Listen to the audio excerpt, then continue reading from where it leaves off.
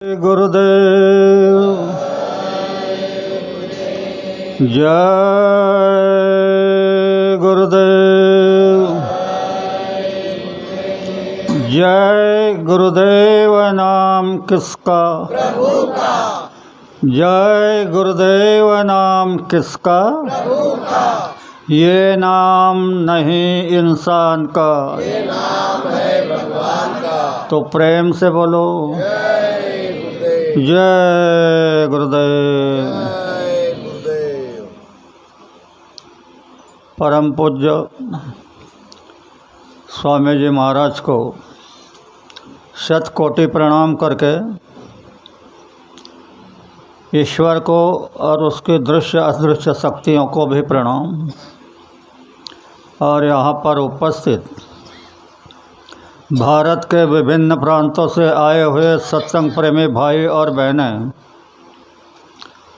अगल बगल के क्षेत्र से आए हुए सत्संगी भाई और बहनें, और इस गांव के सभी सज्जन भाई और बहनें, आप सबको प्यार भरा जय गुरुदेव। प्रेमियों, अभी आपने सुना कि यह तीसरे दिन का आखिरी सत्र है। अभी आपके पास में 7 दिन बाकी है और यहाँ आप कुछ कमाई करने आए हैं।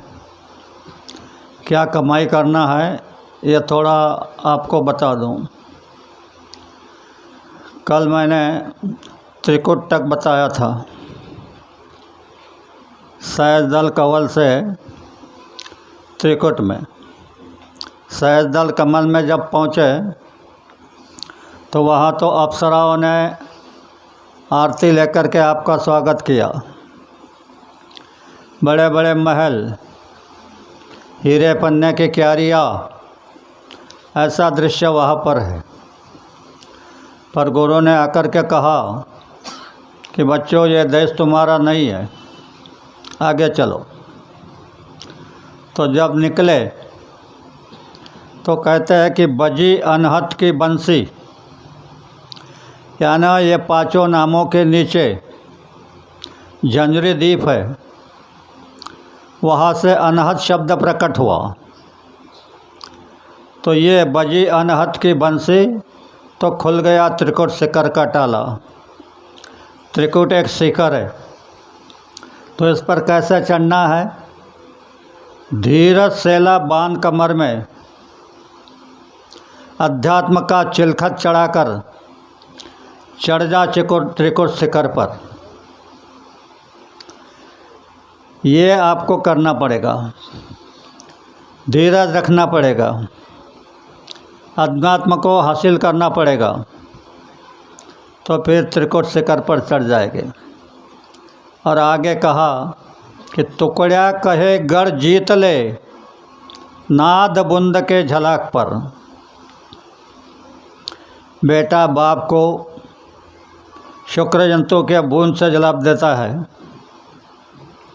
महात्मा शिष्य को नाद बूंद से जन्म देते हैं। तो वह नाद बूंद आपको प्राप्त करना है। और जब वहाँ गए और ये जो अनहद की शब्द ध्वनि, यानी बजी अनहद की बंसी, तो पहले मधुर मधुर पहली धुन बाजे, फिर तारा और बीना, चिपड़ी सम किड़ किड़ धुन बाजे, घुंघरू बाजे प्यारा, शंख ध्वनि सम नाद सुनावे, डोले तन मन सारा। ये आवाज़ ये महापुरुषों ने सुना और इधर लाए तारा, वीणा, चिपड़ी, घुंघरू, तो मधुर मधुर धुन बाजे। और फिर बाद में शंख ध्वनि सम धुन बाजे, डोले तन मन सारा। बाद में शंख ध्वनि सम, शंख जैसा नहीं, उसके ध्वनि की जैसी आवाज़, तो सारा तन और मन डोलने लग जाएगा। इस अवस्था तक आपको अभी आगे चलना है। तो अगर आप ये किया तो त्रिकूट शिखर पर जाने से पहले आपको ये जो आज नवविधा भक्ति चल रही है इसको हासिल करना है, यानी नौ दुर्गाओं की शक्ति को हासिल करना है। हर रोज़ एक दुर्गा को तो नौ दुर्गा को हासिल करो। और वो शक्तियाँ है, नारियाँ नहीं, शक्तियाँ है। उनको हासिल करोगे तो उसके सिद्धि कहते हैं, सिद्धियों को हासिल करो। फिर बाद में 10वें दिन उसका नाम है दशहरा। दशहरा यानी 10 को हराना है। आपके शरीर में जो 10 इंद्रियां है उन इंद्रियों पर कब्जा करना है। 5 ज्ञानेंद्रिया और 5 कर्मेंद्रिया, इन पर कब्जा कर लिया तो तुम बहुत बड़े बलवान हो गए, रावण जैसे। सारी सृष्टि पर तुम्हारा दरारा। इसको हासिल करो। इंद्रियों को कब्जे में लो। इंद्रियां स्वयं दौड़ती है, कहीं भी ले जाते हैं। तो इसलिए 10 दिन में इंद्रियों का, यह दशहरा जो है यह इसी काम का है। ये व्रत अगर आपने नींबू पानी पे कर लिया तो आपके शरीर में तत्वों की तब्दीली हो जाएगी। पर आप काश्तकार लोग हैं, नींबू पानी पे नहीं रखते तो कम खाओ। जो रोज़ खाते हैं उतना मत खाओ, तो कम खाओ।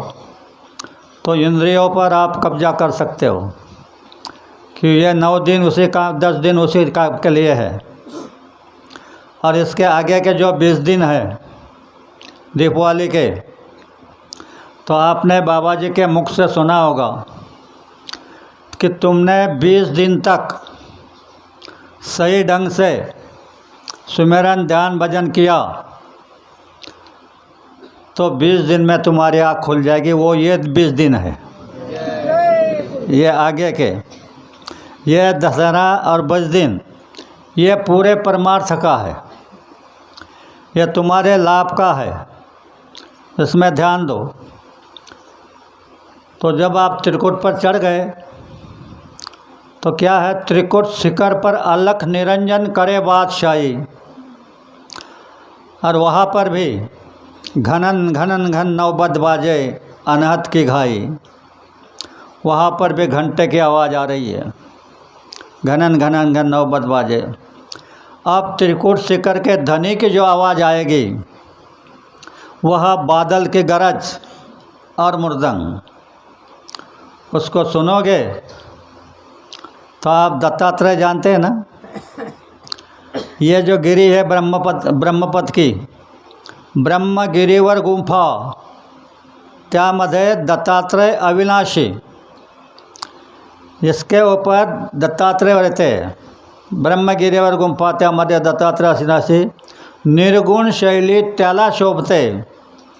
निर्गुण यानी गुणों से रहित, रजोगुण तमोगुण सतोगुण, इसका कोई असर नहीं, गुणों के पार हो गया, उसे निर्गुण कहते हैं। निर्गुण कोई दूसरी बात नहीं है। तुम जो गुणों से घेरे हो, रजोगुण में आ गए तो बात करेंगे बड़ी बड़ी, तुम क्या समझ रहे मेरे को, मैं क्या नहीं कर सकता, सब कुछ कर सकता। सतोगुण में आ गए तो सतोगुण की बात करोगे कि मुझे गाँव को दावत देना है, बहुत अच्छा भोजन खिलाना है। लोग कहेंगे भाई तुम्हारी औकात नहीं है, ऐसा मत करो। लेकिन वो गुण हो बाजार में आ जाता है तो कहता है मैं ऐसा ही करूँगा। तमोगुण आ गया तो कहोगे कि मैं उसे मारूँगा। लोग बोले अरे नहीं भाई, मारपीट होगी, का मुकदमा चल जाएगा तो जेल में जाना पड़ेगा। वो कुछ नहीं, मैं करूँगा। ये गुणों के अलग अलग गुण तो इनके पर है।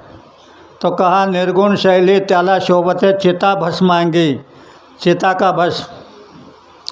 दंडक कमंडल, वो डंडा होता है ना, दंडक और कमंडल, घेऊन हाथी पवन रूपी रमतो।